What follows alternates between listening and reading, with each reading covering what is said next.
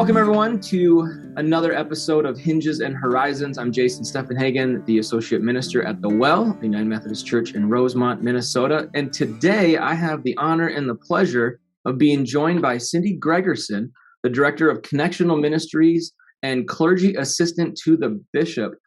And so we are going to find out a little about a hinge moment for Cindy. So Cindy, first of all, welcome to Hinges and Horizons. Thanks, Jason. Glad to be here. And hello, people of the well. Yeah, we are so excited to connect with you in this way and to kind of have an opportunity to explore and to hear a little bit more of your story and your journey and, a moment that really kind of changed the trajectory of where life was going and how it was going.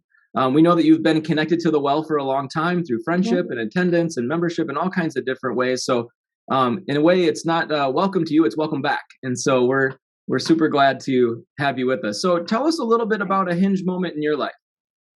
Yeah, so I was reflecting on this question, and at age 59, I got a cancer diagnosis. But the story really backs up because that was certainly a change moment. But I think it was kind of the pre-story that kind of impacts it. So when I turned 50, I remember somebody asking me, and I don't remember who asked me or even exactly how they said it, but it's like, well, what do you want to do with your 50s? You know, it's like, what's your goal in your 50s? And I remember saying to them, this part I remember clearly, I just want to survive my 50s because I had a father who died at 56. So I kind of knew that, the 50s are, I call them a dangerous decade. And being a pastor, I just had seen many parishioners, get some pretty awful diagnoses in their 50s. And then I also knew that if you kind of made it through your 50s, you tended to get to 70 or 80, so all that was in my frame of mind. And then in my early 50s, I had really gone on a health journey. So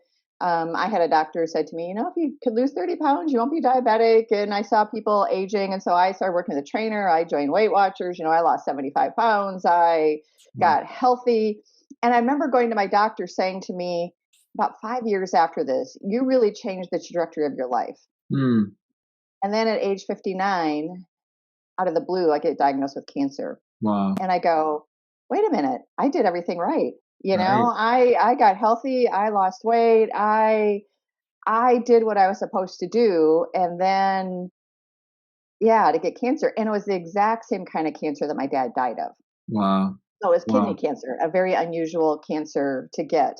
And I think, anybody who gets that word cancer, it's just like it's a scary word, it just is like changes, just puts you in a place that we all know we're going to die, but it's like, whoa, it might be sooner than I thought it was going to be. Yeah. And what does that mean for your life? And so kind of that cancer diagnosis kind of put me into a place of kind of deep reflection about life. And also I had kind of accompanying that cancer was anxiety that showed up on my body that I had never experienced in that way before, which was really, I'd always been I'm kind of in control of life and I kind of plan out my life. And, if you don't like what's happening, change it, do something about it. And to have your body kind of just sort of like, I can't stop this, It's like, it's got a mind of its own and it's going its own place. And the anxiety was a gift because it helped me find the cancer because I was having all these anxiety symptoms that kept going to the doctor, but it also was something I couldn't quite turn off. So I think, that whole wake up call and I don't know about you, but I call hinge moments. Sometimes you become a little unhinged. That's great. And the foundation sort of kind of just go out from underneath you and trying to put your life back into order. So in the midst of this, and this is kind of where the hinge moment was kind of shaping up, connecting to, probably for the past 10 years of my life, also a good chunk of my, 50s, I had been working with churches and really working on helping churches move out of what I call religious social clubs to kind of Jesus-centered places of transformational community and helping them make that shift. And I don't know what your experience is, but it feels like sometimes we spend a lot of energy in churches doing things that I don't know really matter that much, Right. And so kind of in that shift. And then when I got my own cancer diagnosis and I was kind of present in the church, it just became more real to me how much people are yearning for a real community with conversation that really matters. Mm. So it was really interesting. I mean, the community showed up in that, I got prayed for and I had meals for 2 months and all that kind of stuff. But trying to find the space where you could talk about emotionally what was going on inside of you, Mm-hmm. that was really hard. We tend to live on the surface of things as people. And Yeah. even, my own doctors, I had an amazing surgeon, remove my kidney, but it's kind of like, okay, your kidney's gone, your cancer's gone, you're fine. And I'm like, well, wait a minute, it's like, is it that simple? Right. Right. And I remember going to my primary care doctor after my, my first physical after surgery. And she's, doing all the medical things to make sure I'm healthy and doing what I'm supposed to do. But she never once asked the question, so how are you doing with this whole Mm. cancer diagnosis? And what does that mean for you? And I remember going to church and kind of sitting in worship going, I just need somebody who's speaking into what this kind of very human life and death journey looks like, and where's the places in the community to do that. And so I think there was a kind of reconnecting to the power of community where you really listen to and heard. And I know sometimes it's hard for people to go into those deep places because they're hard, vulnerable Mm-hmm. places to go to. But to be in that community where we're really having conversation about the things that people are really living with and working with, and realizing, I mean, I knew this as a pastor, but realizing everybody's got something. Right. We're all, whether it's whatever it is, stuff happens to us in life. And trying to work out, well, what does this mean? And what is this all about? And the why me's and why not me? And, well, God, what are you doing with all this? And just needing a place to do that. So I think that's been a hinge moment for me to kind of go, well, what does church need to be and look like? Where is that space in my own life? And then the hinge moment has also been, anytime you have one of those moments is like, well, so then how do I want to live? Mm-hmm. Mm-hmm. So it's not my theology at all, but it's interesting that I went there. Is kind of like, so my cancer happened to be stage 1 cancer. It was a fluke that we found it, but we did. And kidney cancer is a very symptomless cancer, so often it's not caught till it's stage 3 or 4, when Wow. it's not really survivable very long, which is what happened to my dad. Sure. He was diagnosed with it, lived 2 years, it came back into his lungs, and he died. Wow. So I go, well, why me? Why was I so lucky to find it early? I mean, well, why did I get it? Because other people don't get it. But then why me? Sure. Why was I so lucky to find it? And other people Yeah. kept telling me, it's kind of a miracle story that, Mm-hmm. it was found, and how it was found is kind of an odd story of starting with choking on a piece of steak and having gastric issues and having an ultrasound and fighting kidney cancer. I mean, it's just an Wow. Yes. odd story. But in the midst of that, I go, well, has God saved me for a purpose then? Which is not my theology at all, because I don't Sure. think God chooses like, well, Cindy, you get to get saved, but this person, you get to die. I don't Right. think God works Right. that way at all. I think for human, cancer happens. Your immune system, whatever, didn't see that little tumor, Yep. didn't kick it out, and you got cancer. And the older we get, the more likely we're going to have that happen to us. Hmm. But in the same sense, it's kind of like, well, for such a purpose, I'm here. I'm still here. Mm-hmm. I'm still alive. What do I want to do with that, Yeah. in life? So, in the midst of this whole cancer journey, pretty much the United Methodist Church started disintegrating. Disintegrating. So it was the fall of 2018, 2019 in February was, general conference and the whole, debacle of the church. It was like, and I remember being in Hawaii because I did not want to even pay attention to what was going on in general conference. And I was going to Hawaii for my kind of victory. I've survived cancer. I'm turning 60. I'm going to Yeah. ignore general conference. And in the midst of that, it's just all blowing up, kind of thing. And I come back and I'm in a meeting, and it must have been late February, early March, right after this. And thinking about, so what are we going to do and how are we going to lead forward as an annual conference? And I go, well, maybe maybe I'm here for such a time as this. Maybe I'm called to be here in this role to do something to help navigate this time to do it. So, yeah, I ponder that, but like anything in life, you keep questioning that every day because then yeah, COVID hits and other stuff happens right, or whatever. But right, I think it was a hinge moment to recognize that life.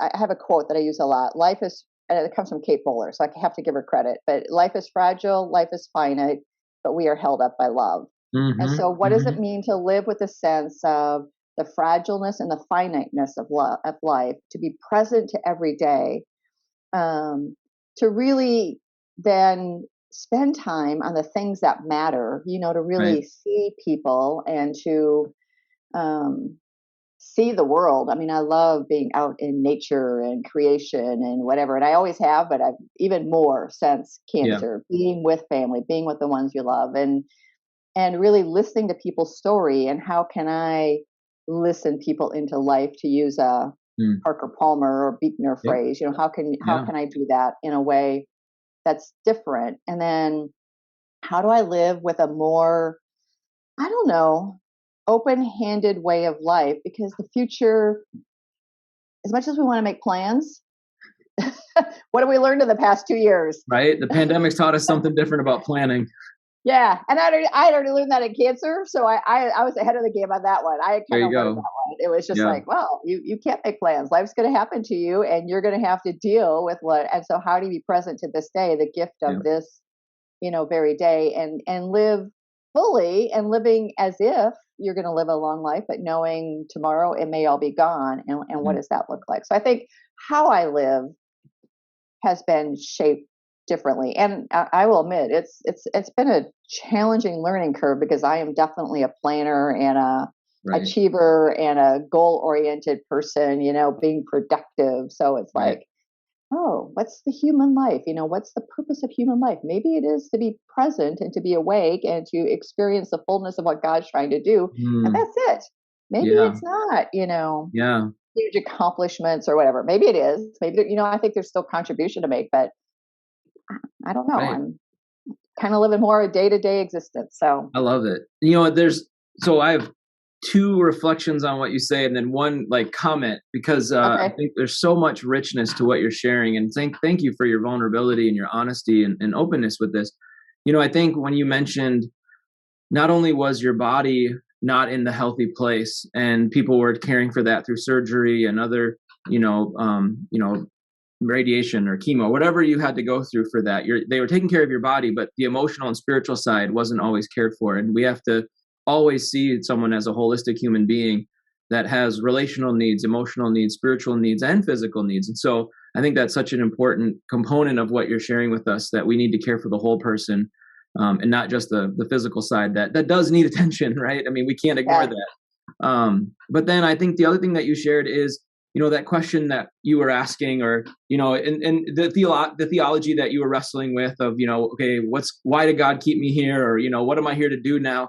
It's probably the question that we should always be asking, right? And unfortunately, sometimes we aren't asking it, and then something happens and we start to see the need to ask that question. But I think what part of your story that is encouraging to me is to start asking that question more and more, and to kind of help shape my life around that question. Like you said, like, let's get at the deeper things. Let's get at the things that are meaningful and that are really going to transform the church or community or a family or a relationship, as opposed to staying on the surface or not going very deep. And so I think asking those questions about, like, what am I really here to do? Like, what does today have for me? And sometimes it's to rest and observe and to listen, Hmm. but sometimes it's to create and to work and to really, start checking the boxes off the to-do list, because that's what today is needed. And so, yeah, how does that fit in with my purpose, my calling, my mission, those kinds of things. And so I think that's a really helpful piece of it. And just a final comment, before I ask the final question for how we normally do this podcast. I had some friends and I talking yesterday, and we were reflecting on First Peter and the idea of being living stones, and like, what does it mean to be a living stone? And I think it actually connects with what you just shared Hmm. about this idea of, we're in the middle of, being creative and having to renew something and being malleable and trying to figure out what is the future going to look like. And that's kind of the living part, right? It's that there's something alive still happening, and yet we're called to be stones, which is like part of something, right? And the whole idea there is that we're living stones being put together, like let yourselves be put together into the temple, into the dwelling place of God. And so like there is purpose, there is intention, like we are supposed to be something, but yet there's an aliveness to it. And so, one of the questions we were even exploring is, as and being the church leader that you are and the influencer that you are on the church, we were asking the question, well, what's maybe the next iteration of what the church is supposed to look like if it's supposed to be alive, not just this static thing that doesn't change throughout human history, but instead is something that meets the needs of culture, meets the needs of society and the way we've organized ourselves. And so how can the church be living stones, not just stones? And so I think your story and what you're reflecting on really captures that idea from First Peter. And so again, Cindy, thank you so much for sharing your hinge moments and how it touched on so many different parts of your life and the trajectory of your life, which of course leads to the final question, which is, you've kind of touched on this, but what's on the horizon for you? Not that we can plan it all out and organize it and expect it, but what do you think is on the horizon for you? Well, that's a really good question, because I don't have I don't have the map as fully formed as I might have had, if you had asked me 4 years ago what's on the horizon for me. It's like, well, this is retirement and this is what this is going to look like. And I'm living a little more open-handed about that. I do think so. I am still leaning into and still invested into what's the way, what your question, what's the way we can be community? What does it mean to be the body of Christ and to claim that and claim our giftedness for the world? And how does church become a place of like companioning one another on the journey, kind of a midwifery, more than a fixing or changing or an oughting or guilting or just even filling people's time up with busy work? So what does that journey look like, that people are going through life? They're having many experiences. They're trying to make meaning, a sense of it. They're trying to live. I really think most people are trying to really live the fullest God gifted, gracious life possible, And so how can we walk alongside with people on that journey? So I think my own journey is like trying to live into that. How do I be more like Christ and live in Christ? And how do I help in my place of influence, in my place of being, help create space to do that? And just, I don't know, I think people are just yearning for blessing in life. And so are there ways we can bless, see people, acknowledge people and name people? And I think I just want to share one last little story that kind of came to a gift to me out of this whole journey. And maybe it's the way we can be in community, because I think that's my other big cry right now, is how can we be kind and caring and compassionate with one another? So when I was in the hospital, the morning of my surgery was really interesting. It happened to be that it was President Trump on the news, and there was some conversation about healthcare. And we were having this interesting conversation before I'm going to surgery about healthcare, like healthcare is broken or universal healthcare or whatever. And there was a really diversity of opinion in the room between the nurses who were caring for me, my mom, it's just all these people in this room. And yet at the moment of when the surgery, and the care was, we kind of left all that behind, all our differences, and they were focused on me as the patient and, the care and the quality of healthcare I got that day, because in that moment, they were like, we're here for you. Yeah. And we're here to save your life. We're here to do our best by you to help you continue to live the life you have. And so I also ponder about that.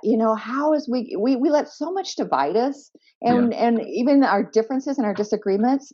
And it's like, how can we just see each other as human beings on the journey with these big questions and these big wonderings and the daily challenges of just trying to make sense of it all and get through? And how can we reach out a hand and say, you know what? Today I see you. Today I'm here for you. Today I listen to you. And whether it's just a small smile or a small whatever. And we're connected on this journey because we're both having this human journey together, this spiritual human journey together. Yeah. So I think that's on the horizon for me, is how do I live into that myself? Because it's Sure. really easy to live a self-enclosed life and just focus on your own stuff. And how do I invite others into that experience? I love that. I love that you phrased it like the people need more blessing, and I think sometimes we hear that as a really churchy word, right? Like there's this like kind of holy thing that happens, and we get a blessing, and then suddenly life is different. But sometimes I think blessing is just the acknowledgement that you're human and that I see you, right? That's a blessing. Like I see you, and your hopes and dreams matter, right? Like that's a blessing. And and it's so easy, like you said, to get fixated on what we're against or what we're fighting for, or our fears, or what we're angry about. And so much of that divides us. But when we actually ask someone, what are you for? What are you championing? What are you going after? What's on, what is on the horizon for you? And then we can say, oh, I see that in you. I can see that passion. I can see that desire. Like, what's the next step you're going to take? How are you going to, what can I pray for? Or how can I encourage you? I mean, that's when you see like a face light up, and that dividing wall of hostility that I got to preach on, 2 days ago, like it kind of drops, right? Like when you're championing someone's dream and their hopes, like you just see that wall between you kind of fade away, and you kind of enter in. My own brother and I sometimes, we bash heads, we're brothers. But when I champion his ideas and I say, oh, I could really see why you're interested in that, and I think that'd be so cool if you did that. Like I can just suddenly see the countenance change, and suddenly we're kind of falling back into a healthier rhythm together. And so, yeah, I really love that idea of like, how do we offer the world blessing, and make the church a place that offers blessing as opposed to division, which would be, that's what the church should be, right? So I think that is. I mean, I think that is the living body of Christ. How do we love one another, help one another, walk with one another in this time, and how do we make it real? I mean, it's not just oh, hi, how are you? Nice, great, but and that could be every conversation. But are there spaces and places for people to really show up and say, I'm not doing so great today, and I really need someone to listen to me, and don't fix me, don't save me, don't judge me, just listen to me and walk with me and remind me that I am not alone on this journey. Oh, so beautiful and so needed, especially, not only because it's a pandemic, but because we're human, and life's going to happen, right? I mean, exactly. That's what I learned. We're human. Life's going to happen. You can have all the plans you want, but life is going to happen. And it doesn't mean it's the end of life. It just means, okay. So now how then shall I live? Exactly. Oh, such a beautiful way to put it, and a beautiful way to cap this conversation. So Cindy, thank you so much for your time and you're welcome. Your sharing. We are blessed by it and encouraged by it. And I love that word encourage, because it's to speak courage. And I think what your story is doing and what you're sharing is hopefully going to speak courage into the lives of others to be open with their story, and to really go after their passions and dreams, to really bless others and to help the world become a place that looks more and more like heaven, like it's supposed to be. So thanks for your work. Thank you for the way that you encourage our church. And we're grateful for you. Thanks. Have a great day.